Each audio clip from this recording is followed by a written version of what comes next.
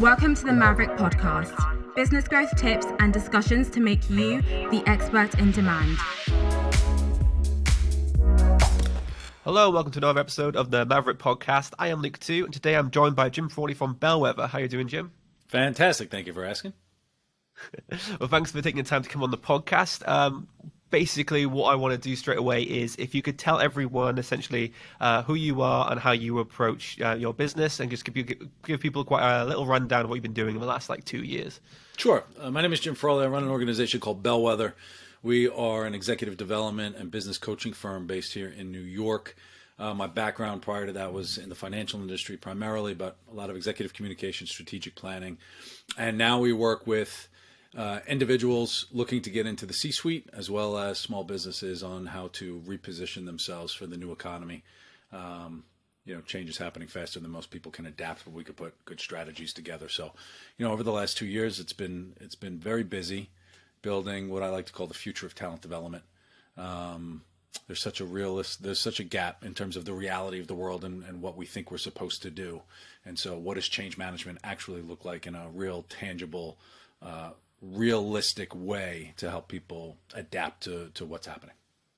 To help people guide change rather than just react to change as things come along. Like, oh, we need to do that. I can see it. I need to do it now. And then it moves along. And it's kind of like you want to avoid people feeling a lot of the time, don't you? Because when that happens, people rush and make mistakes. Right. When we get so reactive and we're not properly prepared, we make mistakes or we make regrettable decisions. And that's really what the new economy is all about, is how do you make swift decisions and how do you get people to prepare for change when you don't know what change is coming. And it's a very difficult task to do. But when I think about preparing for change when you don't know what change is coming, macro change, whatever the change is that's coming, whether it's workplace, whether it's community, whether it's geopolitical, whatever it might be, all that macro change requires a focus on the micro individual. And that's the one constant through all the changes, the individual responding to it. And so we really take a micro approach to belief systems and how do you get settled and what do you, how are you building the foundation for making really, truly effective decisions in the moment? Yeah, it's an interesting way because, like I said, with people with just reacting to things, it's how they internally approach their business and their business approach versus their personal approach, and it's mitigating the life changes and the changes of the world versus how your business is changing, how your market is changing, and not being frightened to just say, okay, I don't know what's going to happen, but I'm going to make the best plan possible to make what I want to happen. So what do you think in terms of business owners and in terms of entrepreneurs, what do you think is a skill that people really need to have going forward in 2023? For 2023, I think the first skill, and this is a skill, most people aren't thinking about it, is to lose the expectations and assumptions. Right? And that's one of the big things I work on just from a foundation with business owners or executives is, what assumptions are you bringing to the table that's impacting your ability to make decisions? Because all of our experience is based on the past. But we have a new world. We have new changes that are happening very, very quickly. And so any assumptions on the way you think things are supposed to happen are really out the window. And so how do we teach people to ask really good questions? The definition of a question is how do you make a request for information where you legitimately do not know the answer? And when we can eliminate the expectations and assumptions we have, we can then really raise the expectations we have of ourselves, and we can know what to ignore, we can know where to focus, but eliminating those expectations and assumptions and asking really, really good questions is step number one. Yeah, I agree. I think when it comes to it, I assume a lot of the time whenever I'm creating content, when I'm creating these podcasts, creating all these blogs, there's a lot of the time where you have to pull back and you can't assume that people have the same insights that you do. You can't prove that people have the same way of thinking as you do. So sometimes you can't jump to conclusions, and this is really important when anyone's putting out content or if anyone wants to market their business online. You need to realize that people do care what you have to say, for one, because people will go, oh, well, everyone knows this, so what's the point of me saying it? That's not true. A lot of people have different experiences. Then it's, can you break something down even further? So if you have a piece of knowledge which you think will, really benefit someone, no matter what industry you're in, you could have a one sentence to someone and they go, oh, I've never thought of it that way. I could really redefine how I think about this. But you could take it a step further and say it's something else, or say something what you really think is basic, but really is really good knowledge. And it is removing that train of thought, because we all are, you've have a unique experience than I have. I bet our lives are completely different, but at the same time, we can get together and we can say, okay, this is how I approach social media and content, how I do things. You can tell me bits. You've put out your own podcast. You've got probably about 113 episodes right now as well. Yeah. I've looked on your blog, and you really put stuff out there a lot of the time. But I'd say it not having the assumption that people don't want to hear you or that you're putting out something which is irrelevant. It's more of a case of finding out really what people enjoy, but not being afraid to just putting something out there and thinking, oh, I know. This whole content game, this whole marketing game out there is just a case of making sure you put something out there and then kind of tailoring that to yourself. That would be like my goal for the 2023, and that's what a skill I think is important to have, is to learn to listen, but also not listen to yourself too much. Yeah, I realized this a few years after launching my business, was I had to unlearn everything I learned in corporate, was one. But then two is I had to say, what's my voice? I had to find a voice. I had to have an opinion. And a lot of people will just spit back what they've heard from other people. But what is the value that you're bringing to these opinions? And the only way you can have a really good opinion is by getting those different perspectives and understanding what different people see. And, I think a lot of people, when they're creating content, try to make it for everyone. So they go a little soft, where they talk about it in these theoretical parameters that aren't really tangible for everybody. And so pick your specific group, have an opinion. Somebody will find value in it. But share that opinion and be prepared to challenge that opinion and be prepared to have discussions with people, because that's what's going to really differentiate people, is to have the opinion that brings real value. It's really interesting how people there's the corporate, and it seems like the small business is the personal and the one-to-one, but then you have all the corporate side, which needs to be all analytical and then driven. Yes, you have to talk about the results, and there's a little bit more about that, but you're still talking to a person, even if you're talking to a corporate level. And if you want to talk to a CEO, you're still talking to a person. A CEO doesn't become a CEO by ranking up. It's like a video game where all of a sudden they're a completely different character with a stone face, and they're only talking, percentages and ROIs. It's you're still talking to a person. And if you can resonate with anyone, that's where you can actually, with content, create great clients and people who will talk to you and people who will benefit from talking to yourself. Absolutely. Yeah. It's understanding just, a fundamental communication model. How does communication work? And communication, you send information. When we think about social content or anything else, or when we talk about business, we're so concerned about telling you what we think, but we're not necessarily concerned with how it's actually going to be received. So you could send the same message to 50 different people, but it has to be customized to those individuals so that they can get the full message of what it is that you're trying to communicate. And that's the full model, and having that going back and forth, whether it's an executive in a corporate environment, whether it's being a small business talking to your customers. When we think about the three real groups of audience members, you've got your shareholders, you've got your team members, the people who work for you, and then you've got your customers. And those people can get the same message, but we have to tweak it in different types of ways based on the way that they're going to receive it. And so understanding how communication works is very helpful as you're pushing through, whether it's in the walls of a corporate business or whether it's launching your own business or working on your own business, depending on who your audience is. Yeah, I talked to a communication specialist and a PR specialist that mentioned about internal communication as well, which was interesting. But it reflects your point with different audiences, because if you're talking to your team, they're going to take something differently when you're talking to your clients, mainly because they're wrapped around in what you do all the time, which is why people can in a business, you don't want to create an echo chamber, because that echo chamber then will be put out into your marketing. And if the marketing is just promoting something which internally is received well, but externally people have no idea what you're talking about, you need to break that barrier. You need to our wheelhouse is LinkedIn, so we know that if you post something to 50 people, like you said, you might get a few, yeah, great, you might get a few, please leave me alone, and you might get a few really bad responses, which I can't say on a podcast right now. Right. Well, context matters. Context matters based on what people are dealing with and what people are looking and what's important to them. And that's an important aspect of understanding, to provide the context so that your communication can really hit home. So I mentioned your writing a little bit earlier on. I saw that you write weekly for Fast Company as well. So in terms of your writing and your ideas for writing, what kind of inspires you when you're writing your content and the value pieces? The thing that is really big for me is the reality of how it's actually going to be tangible. And so when I look back on my corporate career, my frustration, the reason I became a coach was I was very unimpressed with the coaching product that was out there because it was this floaty, theoretical, it never really made it to the front lines of the business. Most people couldn't really interpret it. And so I use that experience. I've got a great team that I work with who helps me come up with ideas, and we challenge each other on that. But that's, we could talk about theory, we could talk about what's supposed to happen, but what matters today? And how do you create really valuable content today that somebody's going to say, I can actually make a change based on that, rather than just read it, put it away, and okay, that was nice, and I can move on. There's no shortage of content out there. The top 20 things to do before, great leaders do before breakfast, and all of that other stuff. Doesn't change anything. All you're doing is checklist and all the stuff that you're not doing. I like to think about things in terms of, hey, we need to change our people strategy for our business.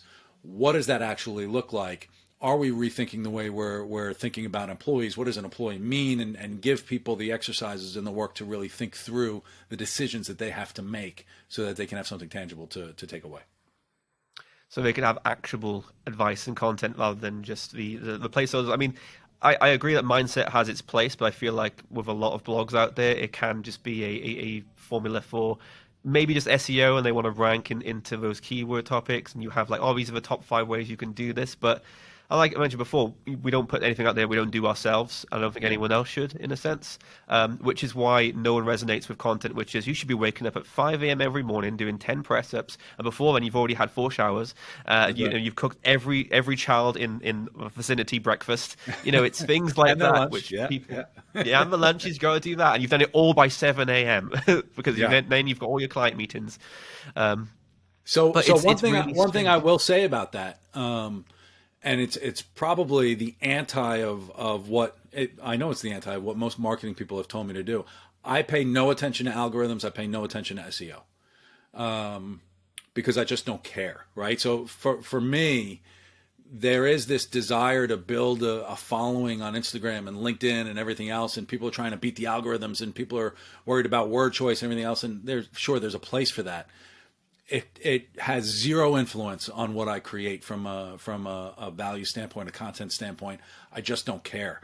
The people who need to read it will find it, and outside of that, I don't need 10,000 people following me that aren't going to listen.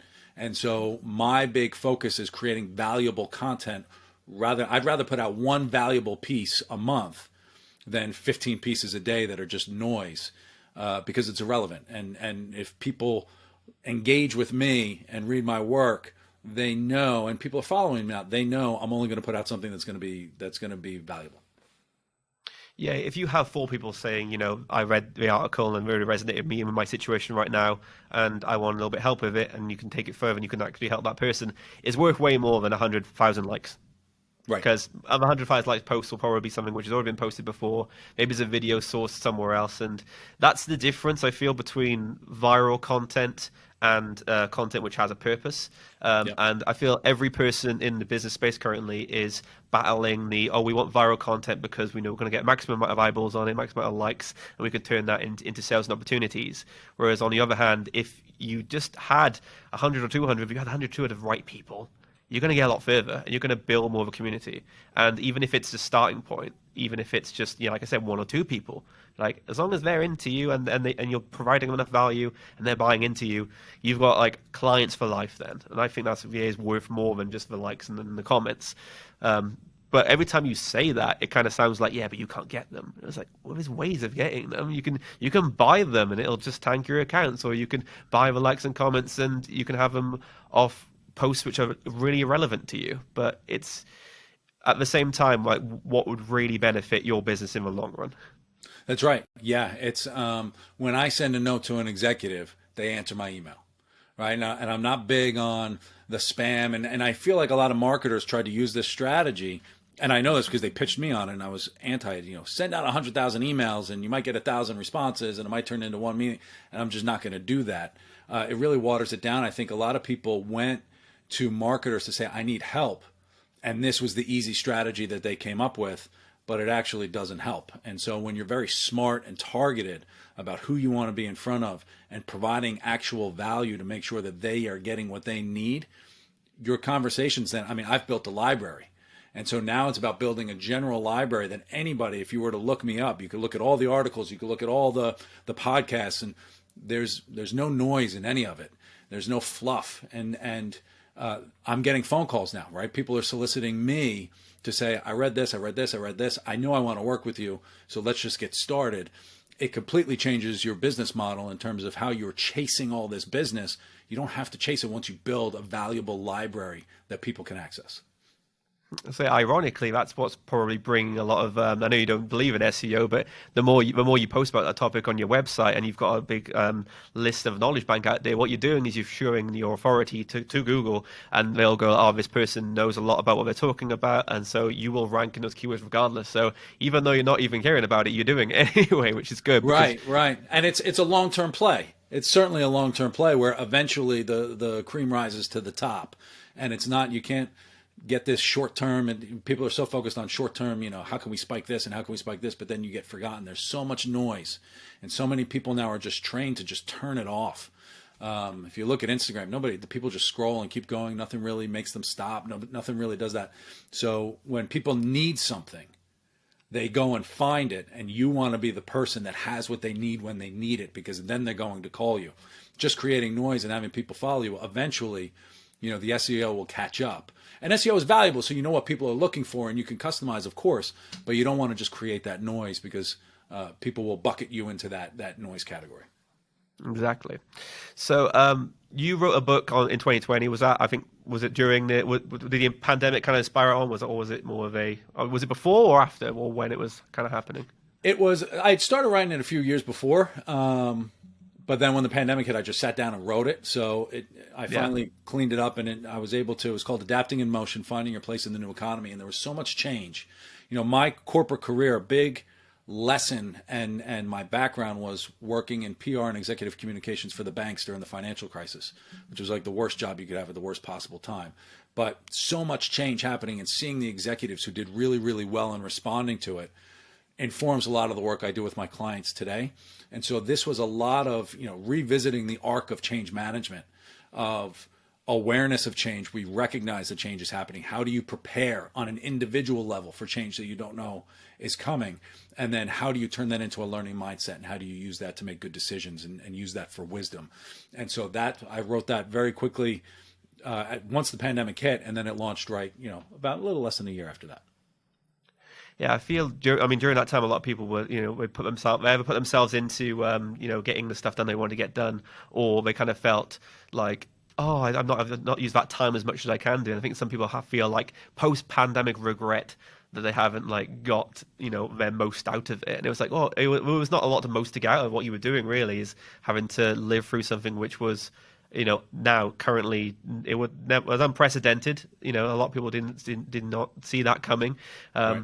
With anything, if any kind of books out there, it was like, okay, maybe if you were looked into the past and saw, maybe this happened in the future, but no one knows exactly when it's going to happen. But yeah, I feel a lot of people were coming out of it now and thinking to themselves, well, what did I do in that time? There was a lot of businesses which adapted from that time. I've been talking to quite a few people on this podcast actually about what they did during the last 2 years. I was probably why I was the first question I usually ask people on the podcast is what you've been doing for the last 2 years, because that kind of shows the type of person they are.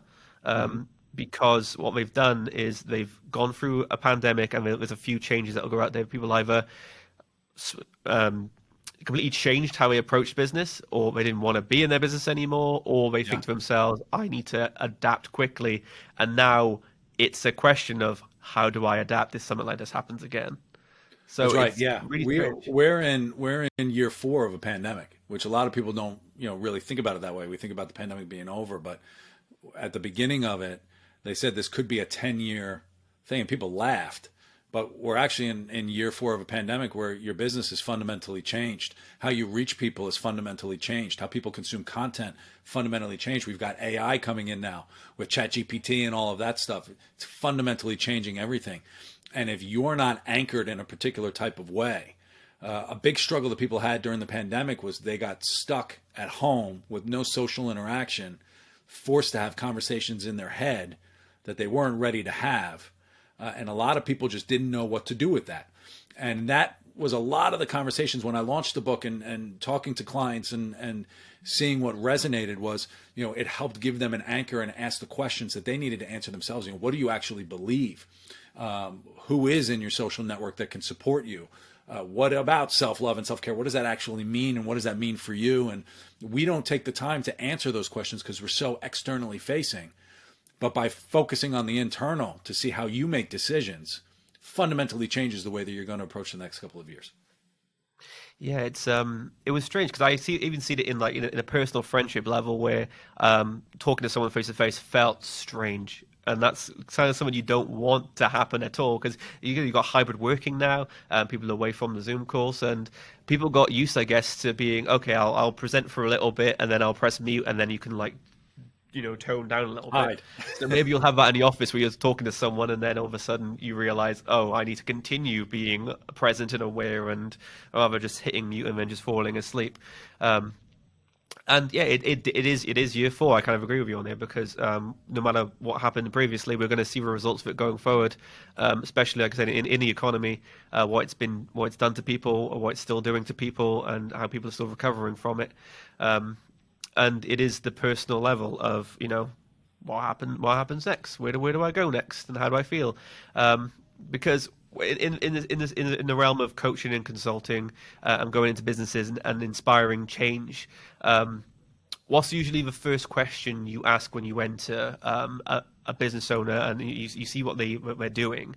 What would be the first question you would ask them? Well, the first question, if they're engaging me, is what does success look like? And that gives you an anchor on where people actually want to go. And then we could fill in the details on what it is that we need to focus on. And what does success look like usually takes 2 or 3 meetings to say, what do we actually need to change, and how are we being intentional with that change? I think when you're looking at business owners where people are working virtually and we can hide behind the cameras and we can mute things, people will forget about you, right? Everyone is so busy. We have to figure out a way to articulate our own value. And in order to articulate our own value, we have to figure out what our identity is. And so that is a fundamental. When I'm working with business owners, we could talk about the business, but we also have to talk about you as an individual. What is your identity, and how do you anchor yourself to something in terms of what do you believe and all of that? It allows you to have very different types of conversations when you're comfortable with who you are as an individual. So generally, it's what does success look like from a big picture? And then I put it almost into like 3 categories: is what's your identity? I call it the 3 I's. What's your identity? How are we intentional in the change? What intentionally needs to happen? Because without intentionality, you're just spinning wheels. And then how do we be inquisitive on it? How do we ask really, really good questions to make sure that of both ourselves and the people around us, to make sure that we're getting to what that target's going to be? I'm guessing the question itself is, what does success look like? Because if you can't answer that, it's kind of a question of, well, what I'll be the business's message in general going forward. So with Maverrik, we want to help businesses get clients, grow faster, so we can spend less time selling. So we're not small business owners aren't becoming salespeople. They are they're living and breathing their business, helping people, and their clients come in. So that's the kind of the mantra we put into, and that's what success looks like to us. But it's kind of, I feel you need a big goal and we want to help 1 million businesses. Like that's our thing. We're going to help 1 million businesses. And then from that, it's like, what does the small goals look like? Like in terms of maybe our revenue currently, and we can build our team, or maybe it's the type of clients we bring in. Maybe we're looking to help some more corporates on a level, and we go international because we've got international events now. So I guess it is an important thing to say, well, what does success look like? But then it's also, what does sex look like in the short term and long term as well? Absolutely. Yeah. I mean, helping 1 million customers is a great goal. How you help those customers will evolve over time. No matter what business plan you put together, it's going to be garbage in about 6 months because the world and context changes. So how you help them will constantly shift in the short term. But by having that beacon to say, I want 1 million customers to have been helped by the end of 2024, now all of a sudden you could say, all right, who are we in front of? How do we change that? How do we get in front of these people, and how do we influence that type of change in a way that's meaningful to them? And that's a good, start with the big picture and then break it down on a local, is this going to get us towards 1 million customers if that's ultimately what it is that you want to do? Yeah, I wrote a script and I recorded it earlier today about routines essentially, and it was like, what does routine look like to you, and how can you get into routine which actually gets you clients? And it was all about basically selling on LinkedIn. So you should be posting content every day, you should be engaging with prospects, growing your network, all the good stuff. And it was, how do you create a routine you can actually stick to? Because like I say, a lot of people do it all at once. We go in, we want to try something, and then if you gave someone an idea in their head of this is probably the right way you want to do it, this is how you can achieve it, and they'll go, great, I'll do it all right now. And you can tell by February or by March they're thinking, I've slowed down, I've done about a day of work and for this section, but this took priority right now. So it's really hard to ingrain something new in your life because you've been doing your life constantly over and over again. And if you're not a person of routine, it can be quite hard, because if you are, like I say, you don't want to call yourself reactionary, but if you're the type of person who goes, okay, I'm going to throw myself into this, and give my all to this, that routine can kind of fall by the wayside. So Yeah. I would say, what would be your suggestion on how to keep a routine? Two things I would say to that. One is, if you want to change something, it has to become part of your identity.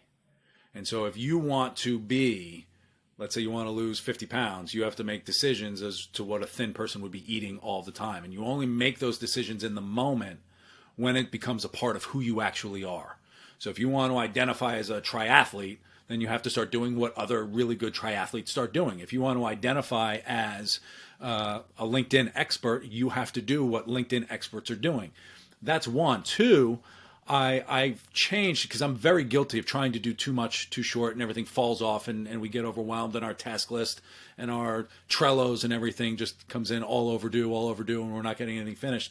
Is I've changed my conversation from tasks to priorities, where if this is constantly being deprioritized, then it's no longer a priority. Take it off your list, right? And if it must become a priority, then you have to force that to become a priority. It's not tasks, not getting things done, but kind of like that big picture of, my priority is to reach 1 million people. My priority is to get 500,000 people on my subscription list, whatever it is. That's got to be your priority every day. If we pick too many, if we pick 10 things, you can't have 10 priorities. And so when we go lower to say, this is my priority right now for this bigger picture for 1 million people or whatever it is, that's got to be your priority. It's the first thing you do every day. And then everything else will fall in after that. And it's very cathartic to say, this is not a priority, so it just comes off my list. Maybe I'll revisit it next year or something. It's still a good idea. But making it a priority and part of your identity are two of the ways that you're gonna make it stick.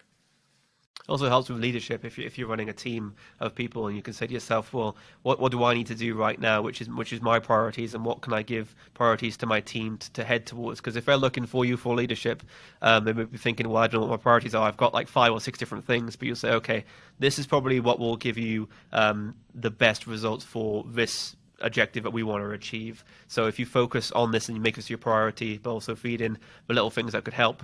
But if they are, if they're getting neglected in your team, but you want them to happen, you need to make that a priority. You have to communicate that with your team, which goes into communication that we mentioned earlier. And it's very important to note on the communication thing. You have to communicate your vision all of the time. It is constant. I remember working in corporate. The CEO was so frustrated with the talking points. He said, I've said this so many times, but my boss looked at him and said, not everyone's heard it. So you have to be consistent in what your vision is and what your priorities are, and communicating that effectively so that everybody hears it. And it's going to be an ongoing conversation to make sure that everybody fully hears what you want to do. We say that with a lot of our content as well. With a lot of people we help with content, it's about you might post about something, and then you might post about it again in a month's time, but they'll come back to you and say, well, I've already said this. How many times can I keep saying the same thing over and over and over again? And I was like, yes, but at the same time, no one's going to see everything that you put out there. So right. You need to say it over and over again. You can annoy yourself. You can really annoy yourself by doing it, but at the same time, if you don't do it, then the person who really needs to hear it won't hear it. And you take a look at the people, in the coaching industry, you look at the Mel Robbins, you look at the Brene Browns, you look at the Simon Sinek's, they have one thing that they talk about all the time. Mel talks about her 5-second thing. Brene just talks about vulnerability. Simon Sinek talks about whatever he talks about, but that's it. And when you go to them, you know what you're getting. You know you're getting vulnerability, the 5-second rule, whatever that is. And so picking the one thing and making that yours give someone, when people come to you, they have an expectation and you have to meet that expectation. When you don't meet the expectation, then they disengage. And so when you're able to talk about the one thing in many different ways, in different contexts with different audiences, that gives you an anchor that people can say, you know what, this is the person I want to go to for that. Fantastic. So final question. It's a question I ask everyone I talk to on the podcast. What is one piece of advice you can give a business owner today that would help grow their business? To help grow their business, I would say the things that helped me grow my business when I was launching my business.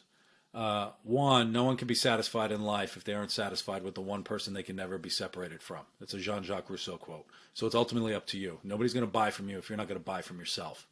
But then number two, and I love this in terms of selling your business, someone once told me, you can have the greatest peach tree in Georgia. Not everybody likes peaches, and that's okay. And so when you're going to pitch your business and sell your business, if you get turned down, it's okay. It has nothing to do with you as an individual. It has nothing to do with your product necessarily. They just may not need what it is that you're offering at that time. And that completely changed the way where it took the pressure off in terms of I have to close this business, close this business, close it. You don't. You have to be in front of the right types of people, and the people who need your peaches are going to come. And so be smart about who the people are that you're trying to get in front of. Fantastic. So if anyone wants to connect with you, Jim, how would they go about doing that? Sure. The website's jimfrawley.com or bellwetherhub.com. That's got all the services we do from a coaching perspective. I host the Bellwether Hub podcast, and the book is called Adapting in Motion, Finding Your Place in the New Economy. And then I'm Jim Frawley, NY on all the socials. Fantastic. Well, thanks again, Jim, for your time.